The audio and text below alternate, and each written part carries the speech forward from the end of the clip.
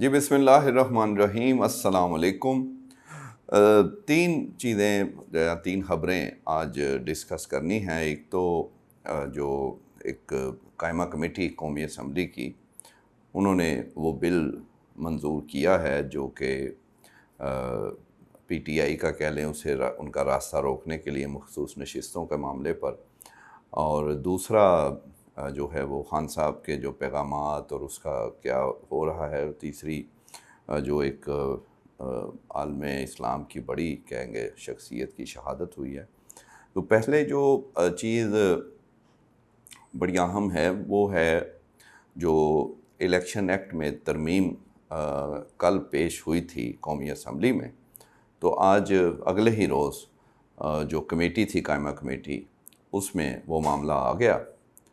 तो अब वो इतना आसान नहीं था क्योंकि अपोजिशन भी बड़ी स्ट्रॉन्ग है, उनकी भी तादाद अच्छी है कमेटी में भी और दूसरी जमातें भी। तो मुकाबला सख्त था, लेकिन जो खदशात का इज़हार हम इशारतन बाज़ किसी इंटरव्यू के ज़रिए आपको बताते रहे कि JUI या मौलाना फजलुर रहमान वो अभी पूरी तरह एक तरफ उनका वो ध्यान नहीं है, ना वो मुझे लगता है कि वो अपोजिशन जमातों के साथ हैं और ना ही हुकूमत के साथ उस तरह हैं, लेकिन हैं भी।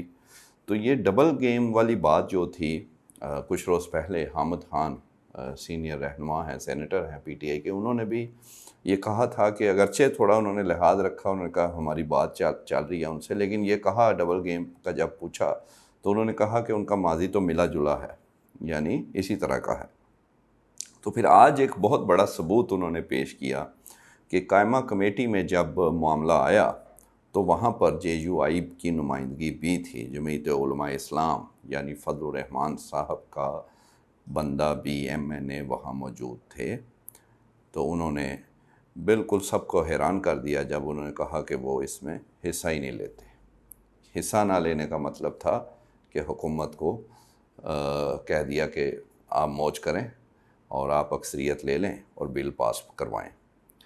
अच्छा, ये तो बात की बात है, वो बिल का बनता क्या है, कोर्ट में जाता है, लेकिन फ़िलहाल जो अपोजिशन के साथ ये मेरा ख्याल है दूसरा तीसरा हाथ होगा। जो बाज़ का तो उनके पीटीआई के अपनी जमात के अंदर लोग बोल पड़ते हैं, ऐसा बयान देते हैं कि नुकसान उनकी अपनी जमात यानी अपोजिशन को होता है, हुकूमत को फ़ायदा हो जाता है। अब एक और इत्तेहादी बाकायदा तो नहीं, लेकिन बहरहाल अपोजिशन में मौलाना बैठते हैं। तो ये किस तरह की फजलुर रहमान साहब की अपोजिशन है कि फ़ायदा वो हुकूमत को देते हैं जब ज़रूरत पड़ती है, बैठे वो अपोजिशन में हैं, बातें बड़ी बड़ी करते हैं। और अब उन्हें जब हारे हैं बुरी तरह, बल्कि उनकी तो सीटें एक दो जीती हुई पे सवाल हैं।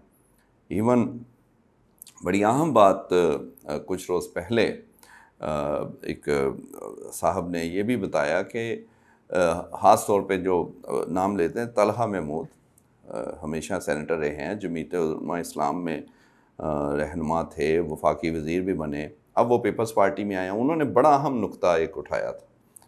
उनका मामला ये नहीं है कि फजलुर रहमान साहब आप हारे हैं, उन्हें प्रॉब्लम ये है कि मुझे जिताया क्यों नहीं गया। यानी जिस तरह दूसरे जीते हैं, कुछ नून लीग के, कुछ PP, कुछ हो MQM के, तो इनको क्यों नहीं उस तरह जिताया गया। फिर उन्होंने कहा लेकिन इनके एक दो फिर भी ऐसे हैं कि अगर उनके हलके खोलें तो वो हारे हुए हैं, जिसमें उन्होंने इशारा दिया पेशावर की एक सीट का नूर आलम साहब वहाँ से जीते। उनका वो कैसे जीत गए, वो उनका ही खोल लें तो इनको पता लग जाएगा। तो इसका मतलब ये है कि फजलुर रहमान यानी PDM का ही हिस्सा लग रहे हैं अभी भी। वो उनको गुस्सा ये है कि उन्हें पूछा नहीं गया, उन्हें सदर नहीं बनाया गया, उन्हें बड़ी कोई पोस्ट नहीं दी गई, या जब हुकूमत साजी हो रही थी तो एक मीटिंग में उन्हें नहीं बुलाया गया, वो कहते रहे हैं। अदरवाइज़ उनकी मोहब्बतें जो हैं वो आज भी PDM और हुकूमत या मुस्लिम लीग नून पीपल्स पार्टी इनके साथ हैं। तो हम ये कह सकते हैं कि वो जो नवाज़ शरीफ शहबाज शरीफ उन्हें मिले हैं वो उसका समर है।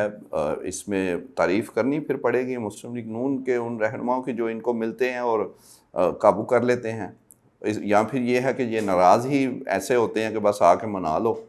दूसरी जानिब वो PTI से बातचीत करते हैं, फिर वो कहते हैं उनका ये मसला है, फ़लाँ का ये मसला है, और फिर चलें वो जो भी है, लेकिन अपोजिशन में तो वो मौलाना है ना, तो फिर अपोजिशन तो ये नहीं चाहती कि इस तरह का बिल जो है वो कायमा कमेटी से पास हो, और ठीक है वो असम्बली में जाएगा, वो उधर भी अक्सरियत चलें गवर्नमेंट की है, लेकिन मुश्किल तो उन्हें, आप तो अपना काम करें ना जो आपका है। तो वो उन्होंने वैसे ये काम किया है जो वैसे उनका है हमेशा से, कि वो हैं अपोजिशन में, लेकिन हुकूमत का उन्होंने काम किया पीछे रह के, कि भाई बिल में उन्होंने वोटिंग नहीं, और 6-4 से वो मंजूर हुआ। इतना सख्त मुकाबला था, तो हज़रत ने उधर वोट ही नहीं दिया।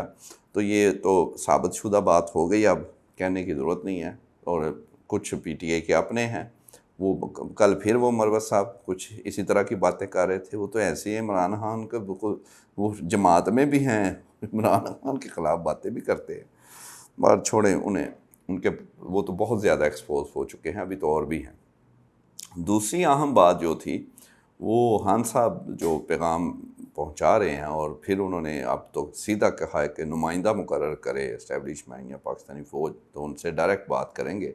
और वो इसलिए कि उनके ख़्याल में मुल्क में इस वक्त उस तरह वो नहीं है, हाइब्रिड प्लस निज़ाम है, जमहूरियत नहीं, तो जो ताकत में है वो उनसे ही बात करेंगे। लेकिन एक अहम बात इसमें यह भी है, कुछ लोग ये समझते हैं कि इनको नहीं करनी चाहिए, और ये सियासतदान हैं, सियासी जमातों से बात ही करें, नहीं भी करनी तो ये इदारों से इनका बनता नहीं। फिर इतना इनकी जमात के लोग जो हैं वो उन्होंने तकलीफ़ें बर्दाश्त की, फिर ये भी इन पे प्रेशर भी है ज़ाहिर है नीचे से कि आप ये ना करें। बहरहाल वो ये करना चाहते हैं, कर रहे हैं, वो बार बार पैगाम पहुँचा रहे हैं। लेकिन इसका दूसरा एक और रंग भी है, वो उन सब लोगों के लिए भी एक मैसेज है जो इस पर तनकीद करते हैं पार्टी के अंदर रह के, कि उन्होंने अपनी तरफ से एक और अहम बात भी बताई कि जो यानी पीटीआई या अपोजिशन इत्तेहाद की जानिब से बात करेंगे वो महमूद खान अचकज़ई करेंगे। तो ये एक अहम जर्नलिस्ट ने ये भी कहा कि इसका मतलब है कि ये फिर खान साहब अपनी बात पे अभी भी हैं, डटे हुए हैं, क्योंकि अचकज़ई साहब को जब बनाया तो वो तो बड़े वो भी क्लियर हैं इस मामले में। जो हामिद खान साहब ने कहा कि खान साहब ने सबक सीखा है कि अब बहुत होगी सियासत में जो है वो इदारों का वो उस तरह रोल नहीं, जिसका जो आइन में काम है वो करे। तो अब फिर जब वो अचकज़ई साहब को बनाते हैं अपनी तरफ से नुमाइंदा के ये बात करेंगे, और दूसरी तरफ से वो कहते हैं अपना बताएं, तो वो फिर इसका मतलब ये है कि उस तरह इतना भी वो नहीं है कि वो ये ना कोई कहे कि वो डील मांग रहे हैं, या वो बिल्कुल ही कोई उन्होंने हार मान ली है। जो कि कुछ ऐसे तज्ज़ियाकार हुकूमत के करीबी वो यही तासुर दे रहे हैं कि ये देखो जी रह गए और इस तरह की बातें। लेकिन बहरहाल ऐसा नहीं है, इन बिटवीन यानी दरमियानी बात की जा सकती है। पूरी तरह ये भी नहीं कह सकते कि वो बहुत ही ऐसे अड़े हुए हैं, और ना ही ये कह सकते हैं कि वो पीछे हट गए। दरमियाना अभी तक मामला दरमियान में है, क्योंकि दूसरी जानिब से ये भी अहम है कि अभी तक कोई जवाब, कोई ऐसी चीज़ नहीं आई, क्योंकि पस पर्दा तो होती हैं, लेकिन बहरहाल अब खान साहब उसे वो सामने रख कर बात करना चाह रहे हैं, और वो सीधा सीधा पैगाम दे रहे हैं। तो ये भी देखने वाली बात है। तो ये बहरहाल अभी ये मामला आगे चलेगा, लेकिन एक कुछ लोग इसे बड़ा अच्छा भी कह रहे हैं, होपफुल कह रहे हैं कि चलो यार किसी हद तक किसी से बात तो चले, को मामला बेहतरी की तरफ जाएं। लेकिन अब देखना ये है कि हुकूमत कहाँ खड़ी है, उनके साथ नहीं होगा, वो क्या करेगी हुकूमती जमातें। ज़ाहिर है वो स्पॉइल करने की कोशिश करेंगे, कर रहे हैं। वो तो नहीं चाहेंगे कि उनसे अगर नहीं बात होती तो किसी और से हो जाए। तीसरा, आपको पता है कि जो एक हमास के बड़े अहम लीडर, ईरान में उनकी शहादत हुई, इसराइली जारहियत का एक और बड़ा सबूत। लेकिन एक अहम बात इसमें ज़्यादा ज़ाहिर है, हमें जितना पता है उतनी बात ही करनी चाहिए, लेकिन अहम बात ये ज़रूर है कि ये वहाँ पर क्यों ऐसा, यानी तेहरान और वो उनका ईरान का हब और मरकज़, वहाँ पर ये हमला ऐसे हो जाना, ये कैसे हुआ, ये अहम सवाल है। क्यों वो वहाँ सेफ़ नहीं रह सके? हालांकि वैसे कोई इस तरह वहाँ पर इतने मसाइल, दहशतगर्दी हैं, ये चीज़ें भी नहीं हैं। यही अगर वो अफ़गानिस्तान या कहीं और ऐसी जगह पे होते जहाँ अनरेस्ट है, पहले ही लड़ाइयाँ हो रही हैं, तो वो फिर कोई समझा भी जा सकता था, या वो कहीं फ़लस्तीन के इलाकों में या उसके साथ कहीं होते। तो ये एक सवाल ज़रूर है, और अब देखते हैं वो कहा तो यही जा रहा है ईरान की जानिब से कि इसका भरपूर बदला लिया जाएगा, जवाब दिया जाएगा। तो अब वो जवाब का देखते हैं, इंतज़ार करते हैं। लेकिन ये अहम सवाल सिर्फ़ हमने ये करना था कि ऐसी जगह पे वो सिक्योर क्यों नहीं थे जहाँ पर उन्हें होना चाहिए था। इंशाल्लाह अगली वीडियो में नई ख़बर के साथ हाज़िर होंगे। Thank you very much.